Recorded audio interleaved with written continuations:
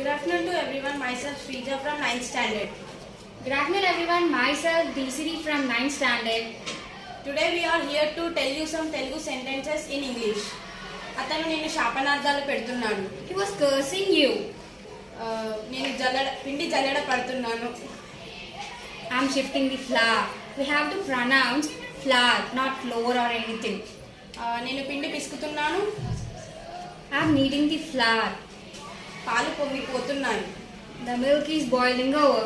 పాలు పొంగిపోయాయి. The milk has boiled over. నువ్వెందుకు కుంటున్నావు? Why are you limping? Limping means కుంటటం.